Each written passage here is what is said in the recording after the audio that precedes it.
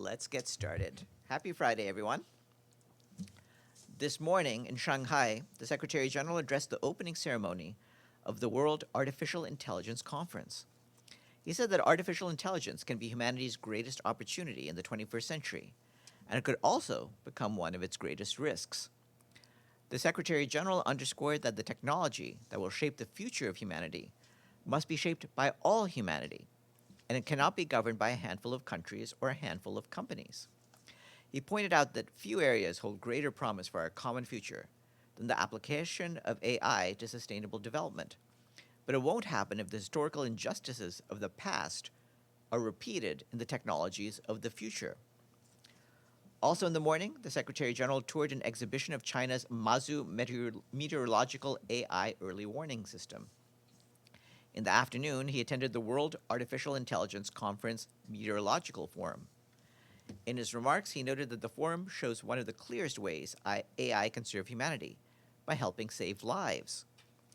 The Secretary General said that early warning systems are the most cost-effective protection against climate disaster. He noted that 128 countries now have multi-hazard early warning systems, more than double since 2015, but one-third remain unprotected. The Secretary General stressed that we urgently need to accelerate, and artificial intelligence can help. Also today, the Secretary General met with Chinese President Xi Jinping.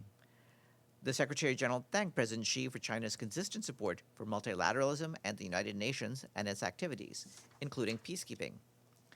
The Secretary General reaffirmed his strong commitment to UN reform, fully in line with the UN Charter and international law, and full respect for the equilibrium among the three pillars of the United Nations activities: peace and security, sustainable development and human rights, and enhanced cooperation to enhance the cooperation with China in all of them. The full readout has been shared with you. The Secretary General also held a bilateral meeting with Foreign Minister Wang Yi. The Deputy Secretary General, Amina Mohammed, will be arriving shortly in Sierra Leone at the invitation of the government to participate in the 69th Ordinary Session of the Authority of Heads of State and Government of the Economic Community of West African States and the Summit on the Future of Regional Integration.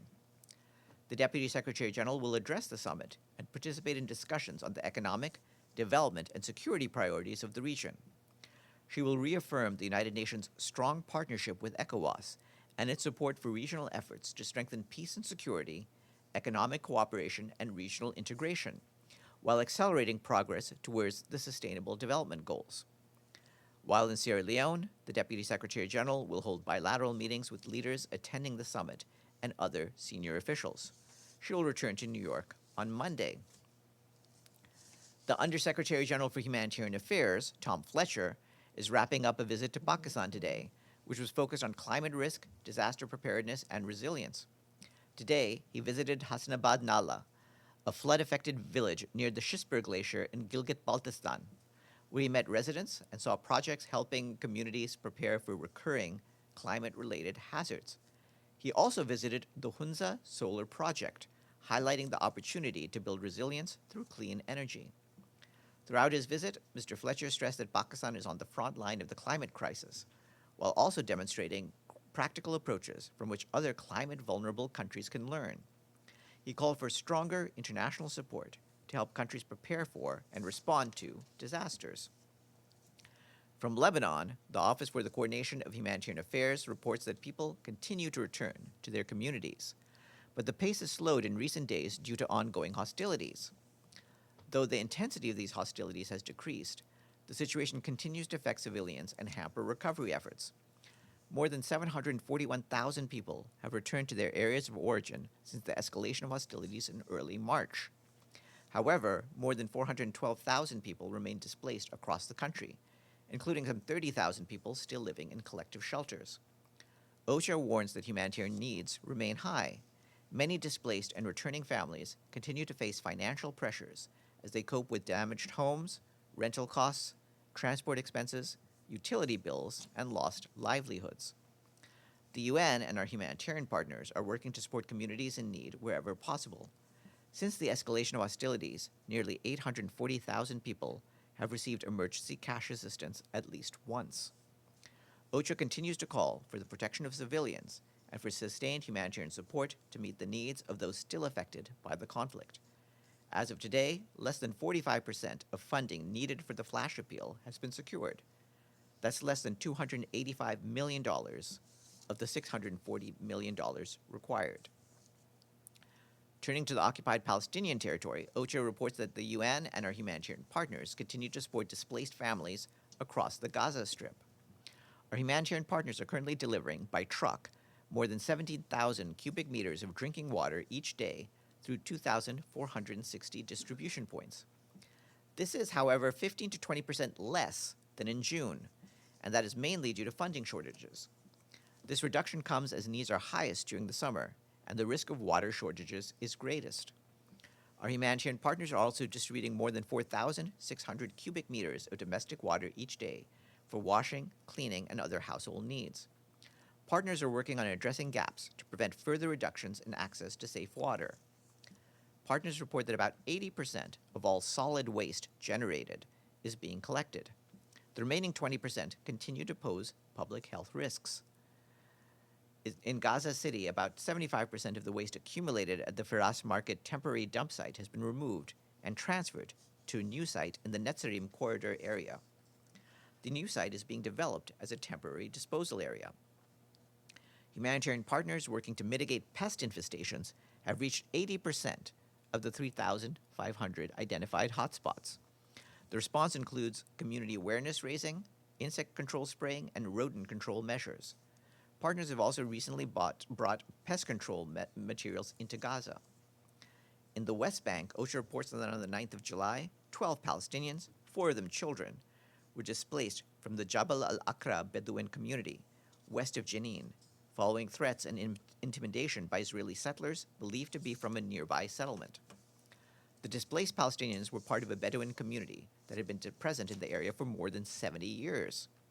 Jabal al-Aqra is the 47th Palestinian community to be fully displaced by recurrent settler attacks and access restrictions since January 2023.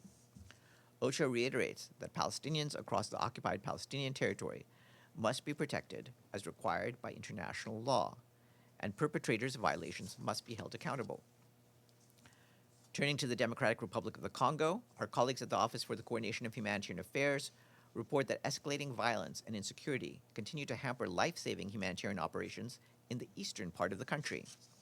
This includes efforts to contain the Ebola outbreak, which has become the third largest on record, just 2 months after it was declared. In North Kivu province, at least 10 people were reportedly killed and 7 others injured during an attack in Beni territory on Wednesday, according to local authorities.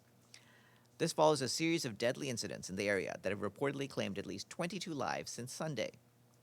This surge in violence has displaced civilians and further complicates humanitarian access in an area already grappling with the outbreak. As of this Wednesday, national health authorities in the DRC had reported 2,124 confirmed Ebola cases across the provinces of Ituri, North Kivu, South Kivu, Haut-Uele, and Chopo. In Ituri province, the areas of Bunia and Rwampara remain the epicenter of the outbreak, with transmission continuing at a very high level, and evidence that many cases are still going undetected in the community. We and our partners, working alongside the authorities, continue to scale up surveillance, laboratory testing, treatment, and community engagement efforts to contain the disease. Priorities include speeding up case alerts, expanding isolation capacity, and strengthening safe and dignified burials. Yesterday, 10 ambulances provided by the government arrived in Ituri province to strengthen response operations, including patient transport and case management. OCHA once again calls on all parties to protect civilians, facilitate safe and sustained humanitarian access, and ensure the safety of health workers and response teams. These conditions are essential for containing the outbreak and delivering life-saving assistance to those most in need. Turning to Venezuela, our humanitarian colleagues tell us that we and our humanitarian partners continue to scale up support for communities devastated by last month's earthquakes. OCHA continues to coordinate the complex response. More than 108 organizations have reported carrying out over 2,200 response activities, from the delivery of hot meals to the distribution of tents across 14 states, both to help people affected by the earthquakes and to meet pre-existing needs. OCHA and our partners leading on logistics for the response have coordinated the receipt and distribution of over 525 metric tons of humanitarian supplies, including food, health items, shelter support, and water and sanitation assistance. Relief efforts remain concentrated in La Guaira, the state hardest hit by the earthquakes. The authorities in Venezuela report that nearly 5,000 people have been killed and more than 16,700 injured. We and our humanitarian partners are scaling up assistance in La Guaira at 5 temporary camps, while also expanding support to additional locations and communities. Since the start of the response, the World Food Program has reached nearly 74,000 people with food assistance. For its part, the International Organization for Migration reports that nearly 7,000 people have received assistance through collective sites and temporary camps, where camp management services, healthcare, protection support, water and sanitation assistance, psychosocial support, and other essential services continue to be provided. Before the earthquakes, the 2026 Humanitarian Response Plan for Venezuela aimed to assist 5.5 million people and required $632 million. Following the disaster, an additional nearly $300 million is needed to support 1.3 million people affected by the earthquake over 6 months, bringing total requirements to $931 million to reach 6.2 million people. To date, less than 40% of that amount has been received, leaving a gap of nearly $570 million.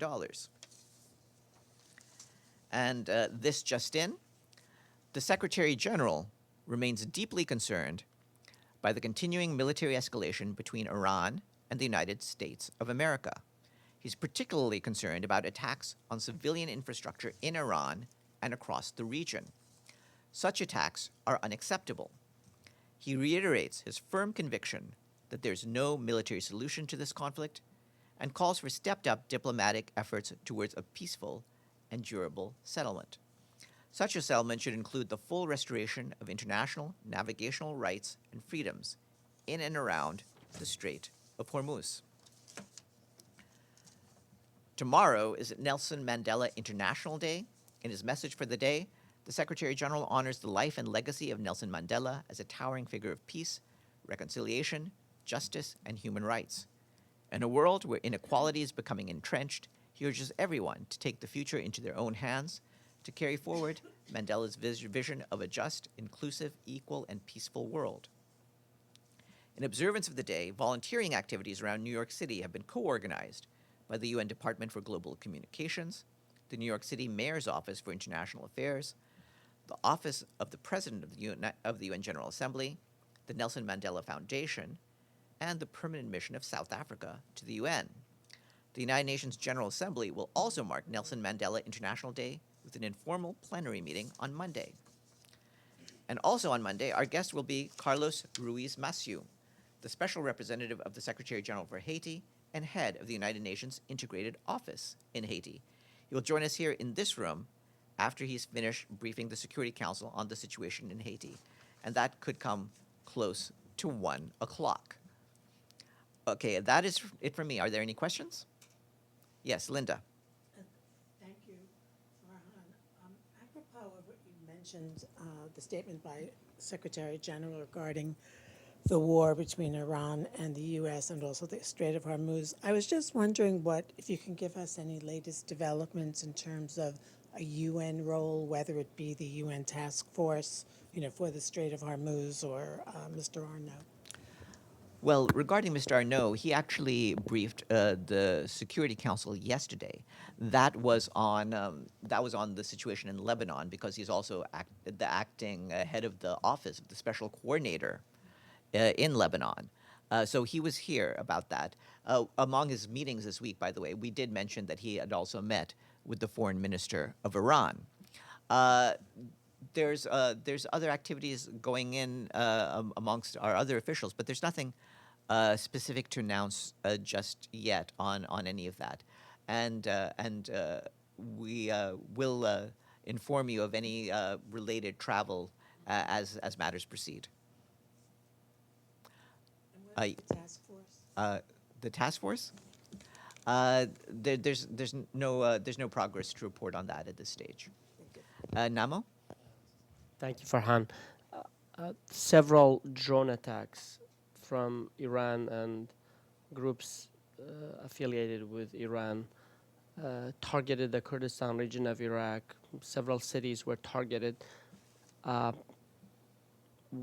is this justified? Why doesn't the Secretary General send an unequivocal message to the Iranian government that it should not target the neighboring countries for the attacks that the United States is involved in against Iran?